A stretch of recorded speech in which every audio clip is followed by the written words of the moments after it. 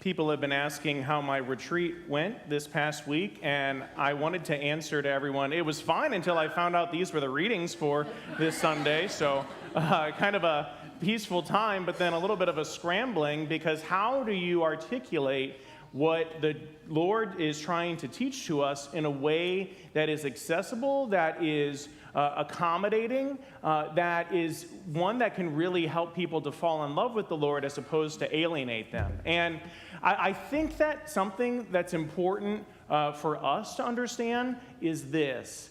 We, as an intentional community, are different from a parish.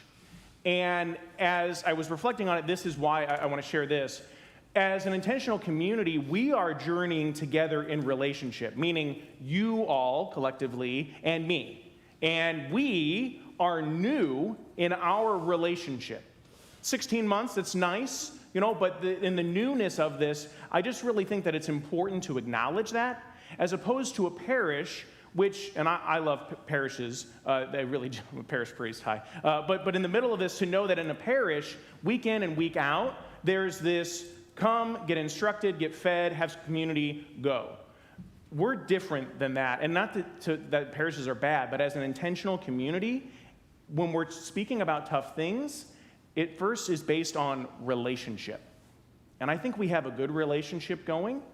And I just want to let you know that we're not going to talk about some of the heavier things and topics of this gospel and the readings today, because I feel like we're not yet there in our relationship. And I hope that you can respect that. I'm not advocating my responsibility to talk about Christian anthropology or sexual morality. We're just not there yet in the conversation. And I don't know if you've noticed, maybe thematically in my homilies, what I'm trying to do is to get us all on the same page about who God is in God's love for us, and then living out of that, who we are in God's love. Put more simply, in golf, sometimes you hit a shot and you end up right in front of a tree. And you can take the next shot and you can hit the tree and ricochet and maybe get hit in the face with the ball, or you can do what's called punching out. And punching out maybe onto a safer shot, you risk having another stroke, maybe not as far along, but you get the next shot where you want it to go. And that's what I'm doing today. I'm punching out, okay? Not going to hit it on the tree. And those of you that know what I'm talking about are like, yeah, sometimes that's the right thing to do, okay? So I just hope that you can respect that. And if you want to have conversations, those of you from previous parishes of mine that have been able to join us, I'm so glad you're here, I can throw heat. We can talk about tough things. I just don't think in our relationship that's where we should go. Is that great? Is that okay? We respect that? Okay, great. Good. I really think that these readings are interesting, and I think that what I'd like to do is use these same readings, but maybe take a little bit of a lens, a little focus on them, that may not be the first thing that hits us. So what does the Lord invite Adam and Eve to do? There's this word, this verb, that I really think is important, and it's cling. Therefore, a man leaves his father and mother, and clings to his wife. That's not a passive type of verb. It's a very active verb. There's almost a desperation in it. And I think if you and I are going to learn what it means to cling to one another on a human level, we first have to acknowledge what it means to cling to God on a spiritual level. Because I think any of our human relationships are going to fail and end up in disappointment. And oftentimes that just happens because it's the facts of life. But to know that the clinging that happens with the Lord is one that will have its ups and downs, but that the Lord will never stop desiring to cling to you. I really think that that's important for us to receive, to know in the depths of who we are, that the Lord is not quitting on you in who it is that you are. He desires to cling to you. And notice what he does, just as evidence. He not only creates the garden, he not only creates Adam and Eve, but he gives them dominion over all of the other creatures. Think of the word dominion. It means dominus. It means Lord. He allows them to be the highest of all those creatures. Why? Because they are his beloved, his cherished. They are the ones created with immortal souls. They're the ones that enter into this relationship forever. So there's this clinging that the Lord has. And I just think that that's something, wherever you are in your faith journey, that you need to have as a foundation, as a core truth.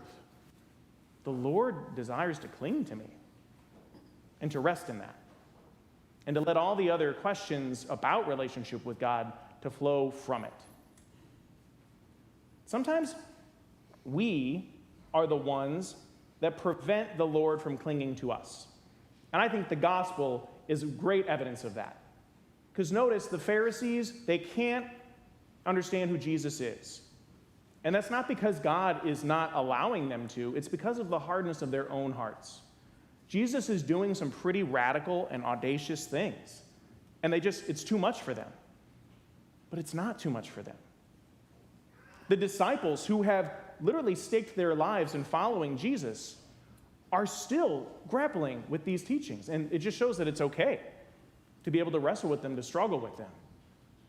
But notice how even they are confounded when Jesus pays attention to the little ones. No offense to the kids in the room, but, sometimes the world treats you like dirt. You don't mean anything, but you do. Yeah. Augie's like, I do. Yes, good.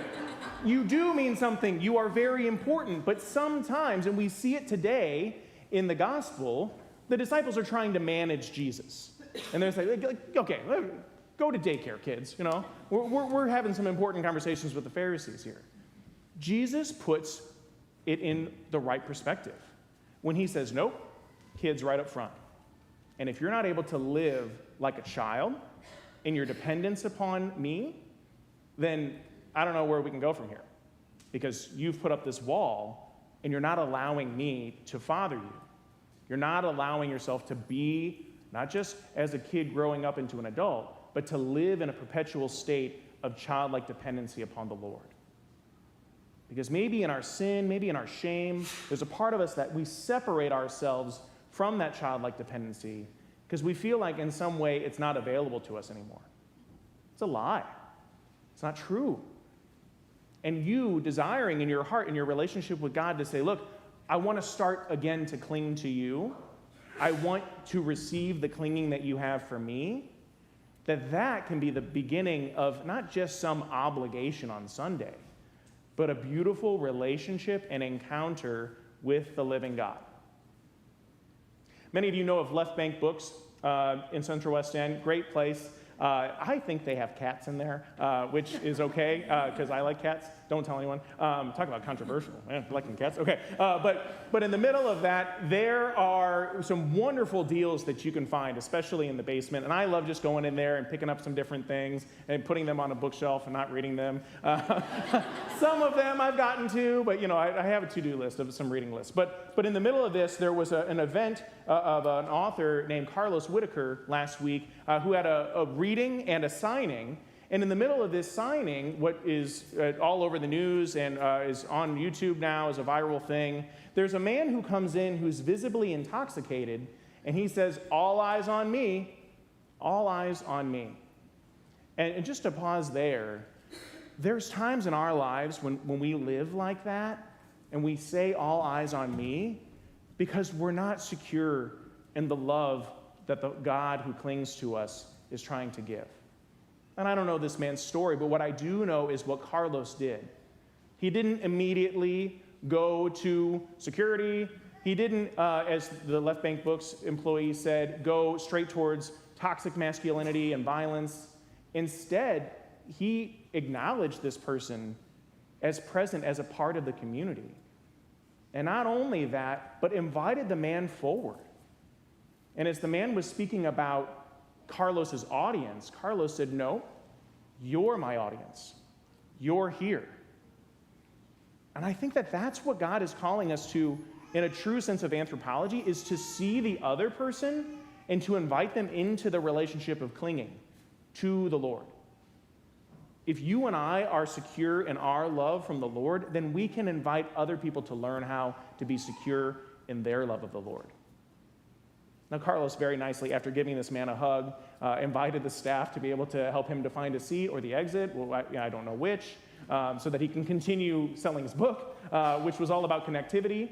And people said that the response that was so edifying was that he was preaching about this thing that he had done, but he also was modeling it for them. And I feel like that's tall order. You know, if I'm going to preach about clinging to the Lord, then I need to continue to acknowledge those areas of my life where I'm not. And if you and I are going to continue to show up to this community, we need to recognize that in our further conversations, in the next shots of the golf game, that maybe we don't punch out when the Lord's trying to teach us something hard, that maybe we would rather not acknowledge. So I think that living in the love of the Lord and remembering that He's the one that places us as the little child and cherishes us is the place to go forward.